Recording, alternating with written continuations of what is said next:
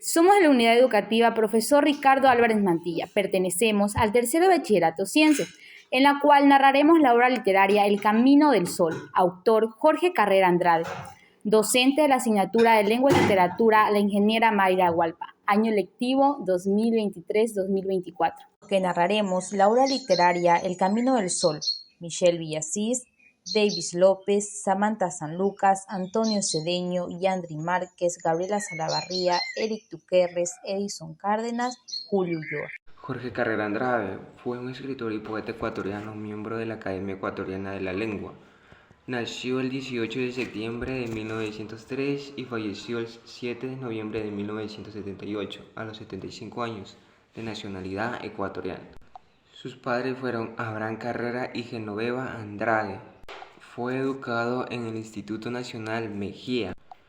Sus ocupaciones fueron ser poeta, historiador, diplomático y escritor. Sus obras notables fueron Mademoiselle Satán y Hombre Planetario. Sinopsis: El Camino del Sol, escrito por Jorge Carrera Andrade, a partir de diferentes recopilaciones y más. En su primera parte, titulada La Esmeralda, emblema de los Reyes Cara, como su título mismo lo indica. En esta narración nos explica el origen de la primera población llamada Cara Dirigida, por un jefe llamado Tumbe, los mismos que repentinamente llegaron a esa tierra desconocida por medio de la navegación.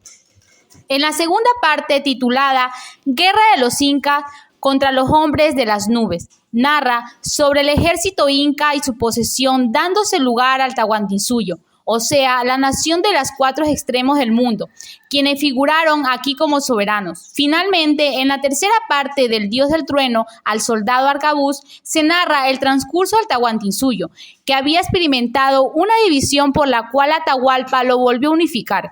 Los invasores oceánicos llegaron en grandes balsas construidas con troncos de árboles.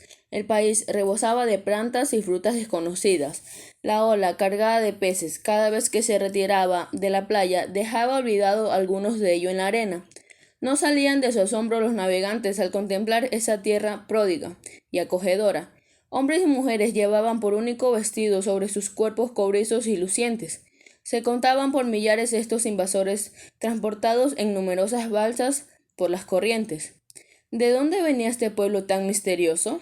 Nadie lo sabía. Varadas las balsas en las playas, los jóvenes hundieron sus pies en la arena con cautela. Todos obedecían a un joven apuesto, cuyo nombre era Tumbe, quien les ordenó avanzar hacia los árboles cercanos. El país parecía desbloqueado, no había señales de vida humana. Árboles cargados por frutos se extendían en hileras desiguales hasta perderse de vista. Tumbe llegó al fin de un valle y consideró que era tierra apropiada para la vida de su pueblo. Muy pronto olvidó el pueblo invasor este episodio infortunado y se dedicó a la construcción de viviendas de guadúa o bambú gigante. Los pueblos adoradores del mar. Los paramentos de algodón que cubrían las puertas del templo del Cabo Pasado ondeaban con la brisa del mar. Este era el pueblo de los mantas, que ocupaban la costa ecuatoriana desde el río Esmeralda hasta la península de Santa Elena. Los mantas se embarcaban en balsas veleras y acudían a la isla de la Plata. Asimismo, el historiador Benzoni visitó en esa época uno de los templos de los mantas de Charapoto. Fue testigo de algunas de las ceremonias, pero estos pueblos costeros no ocupaban todo su tiempo. En su vida diaria, los mantas disponían de todos los elementos de la civilización. Las casas de los mantas eran de madera cubiertas de hoja de palma. Entre los ritos más extraños de los mantas o manabís existía el de reducir las cabezas de los hombres muertos en la batalla. Había entre los mantas una inclinación original hacia el miniaturismo en el arte de la alfarería. Una civilización cerca de las nubes. En el fogón dispuesto sobre el poyo del corredor exterior de la casa construida, sobre los riscos de la cordillera, a más de 3000 metros de altura, la familia se congregaba en un corredor y comía en vasijas de arcillas pintadas de negro y rojo. Además, la arquitectura doméstica en el reino de Quito era sencilla y acogedora. La familia construye una pequeña unidad o célula social a la que se agregaba otras familias, hasta formar un plan autónomo. Siempre arraigado de la tierra, junto a la vivienda se extendían los sembrados por donde avanzaban sin cesar las plantas rastreras. La tierra de Quito era famosa por sus limos ricos en sustancias nutricias para las plantas. Asimismo la regalaban con sus frutos las plantas de las tierras altas, como el ovo amarillo. En la gama se encontraban innumerables especies botánicas que llenaron de asombro a los europeos en el tiempo de la conquista.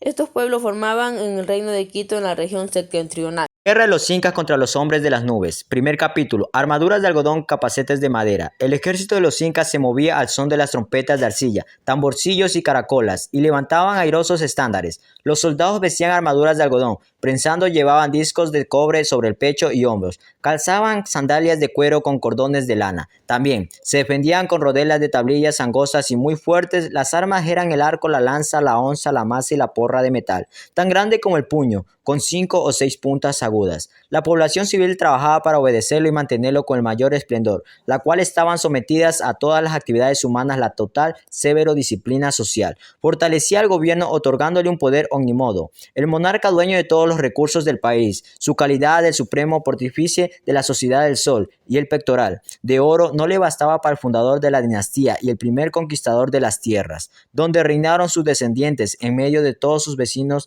desprovistos, de contar con todos millones de obreros, para construir fortalezas, puentes y por último calzañas, añadiéndole la fabricación de armas, tejidos, destinos del ejército, cultivos de los campos, abastecer a los graneros estatales, de sobre todo reemplazar a los soldados caídos en el frente de la batalla la dinastía de los incas. Huayna Cápac, gran constructor de Quito. Los conjurados repartían secretamente las armas ocultas en cestos de hojas de coca. La abundancia de esta planta en el reino de Quito desvaneció cualquier sospecha ante el gran número de personajes y hombres del pueblo que parecían de pronto no tener otra ocupación que masticar las prodigiosas hojas verdes, otorgadas de la insensibilidad ante el sufrimiento y la resistencia de la fatiga.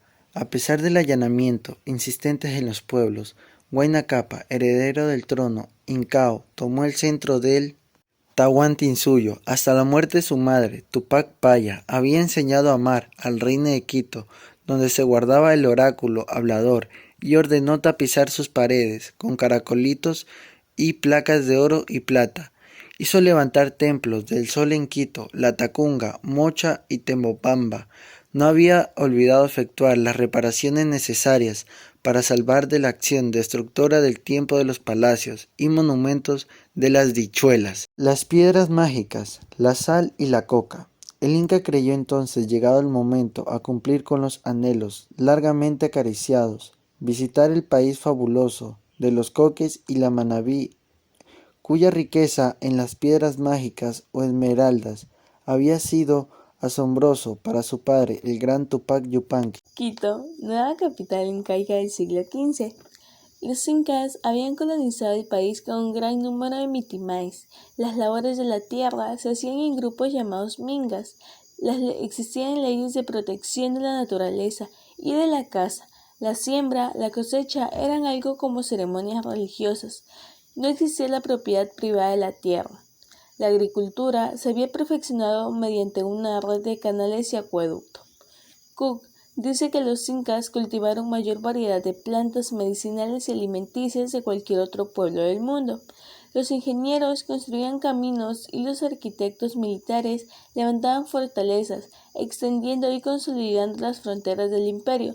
Los chasquis, que hacían el servicio de correos y se alojaban en las posadas. Los funcionarios de la posta eran dos categorías: los ratonchasquis, que residían en el tambo, y los churochasquis, que hacían su recorrido entre los tambos en carrera veloz y anunciaban su presencia con el son de una caracola en el principal fin del estado incaico. Era el bienestar social. El estado mantenía a los ciegos, sordomudos, paralíticos e incapaces de asimismo.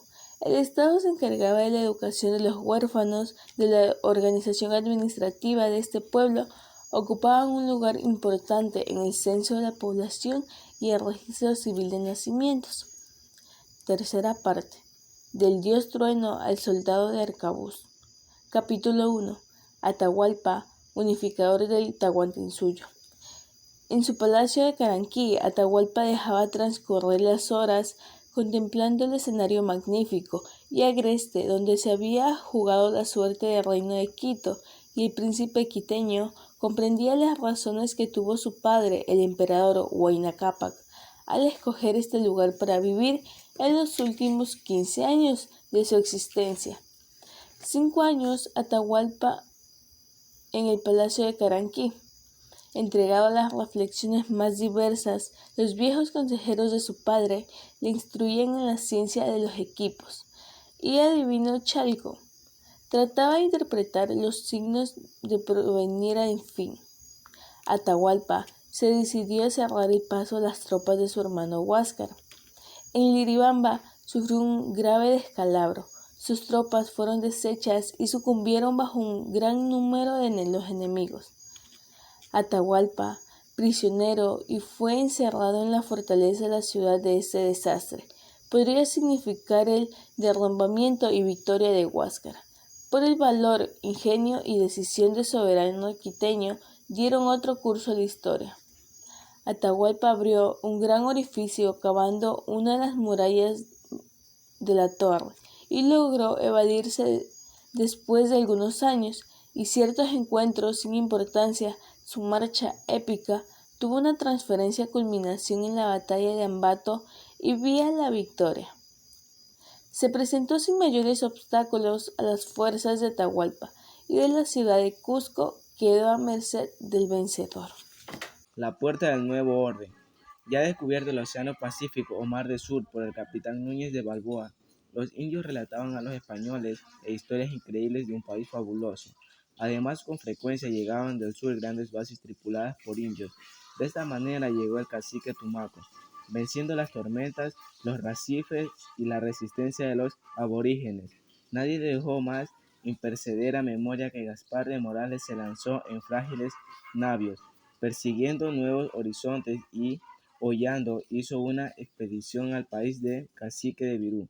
En esta aventura, durante la cual descubrió la tierra de Peruqueta, los caciques de la costa hicieron a Gaspar de Morales muchos presentes de perlas, pero Morales, Pizarro y los demás aventureros no eran hombres que se conformaran con tan poco botín. Por ende, la población Gaspar de Morales desembarcó en una isla después de ofrecerle una canasta llena de perlas, que pesaba más de 100 libras. Le dio noticias sobre la proximidad de un inmenso continente. El capitán Francisco de Becerra navegó durante 6 meses por las costas cercanas del límite equinoccial. Regresó al puerto de Darién con el fin de informar al gobernador de la tierra firme sobre los resultados de su viaje. Núñez de Balboa convenció de la existencia de nuevas tierras australias. El país del gran jaguar negro. Los guerreros bracamoros invocaban a su dios remoto para alejar al carnívoro Soacha, gran jaguar negro de las selvas ecuatoriales. Nadie se atrevía a aventurarse fuera del recinto de las casas, cuyas puertas estaban pintadas con pequeñas figuras de color que representaban hombres, serpientes y sobre todo el diabólico felino. El curaré es un veneno misterioso que paralizaba a las víctimas. Los bracamoros poseían el arte del ataque sorpresivo, lo que se ocultaba entre las ramas de la selva, de cuyo menor detalle se solían servir para pasar inadvertidos. Sin embargo, los jíbaros creían en la transfiguración y practicaban el culto de los antepasados. Suponían que las enfermedades eran producidas por dardos mágicos lanzados por enemigos invisibles en las tierras de los jíbaros. Abundaban los venados, tápides, liebres, cerdos salvajes. Cabe destacar 2 grandes mitos de los jíbaros, los cuales era el robo del fuego por el colibrí, que lo repartió entre los hombres, y el arcoíris, que anunciaba la muerte del jaguar negro, o sea, del espíritu del mal. Los omaguas se sirvieron del mismo procedimiento para proveerse el pescado y consumían igualmente bebidas mágicas. Se sabe que estos habitaban cerca de la desembocadura del río Napo en las Amazonas. Del dios de las omaguas era su mito Pan, creador supremo de todas las cosas. Por lo tanto, todos esos pueblos poseían tradiciones y creencias comunes a pesar de su diversidad somática y de sus costumbres diferentes. El Camino del Sol es una obra del reconocido poeta ecuatoriano Jorge Carrera Andrade. El libro es una colección de poemas que refleja su profundo compromiso con la naturaleza. Andrade utiliza una poesía visualmente rica y lírica para retratar paisajes, mitos y realidades de América Latina. Su habilidad para combinar imágenes y metáforas evocadoras crea una sensación de conexión íntima con la tierra y sus habitantes. A menudo aborda temas de la condición humana, la relación entre el hombre y su entorno y el sentido de pertenencia. La obra también destaca la influencia de las culturas indígenas en América Latina, resaltando la importancia de preservar las tradiciones y sabiduría ancestral. Además, Andrade utiliza su poesía para celebrar la diversidad cultural de la región y para cuestionar la influencia de la modernidad. En la identidad latinoamericana, en el análisis crítico, se podría destacar la maestría de Andrade en la elección de palabras y en la creación de imágenes visuales poderosas. Sin embargo, algunos críticos han señalado que el libro presenta una exploración profunda de la identidad ecuatoriana y de la relación del ser humano con la naturaleza. Además, se destaca la riqueza del lenguaje y la musicalidad de la escritura de Carrera Andrade. Su estilo poético se caracteriza por el uso de ritmos, sonidos y figuras retóricas que crean una experiencia estética única para el lector. El Camino del Sol de Jorge Carrera Andrade es una obra significativa de la poesía latinoamericana que aborda temas de identidad, naturaleza y cultura indígena. Su estilo lírico y visualmente evocador crea una experiencia poética única, aunque también puede presentar desafíos. Esta fue la presentación de la obra literaria El Camino del Sol del área Lengua y Literatura. Gracias.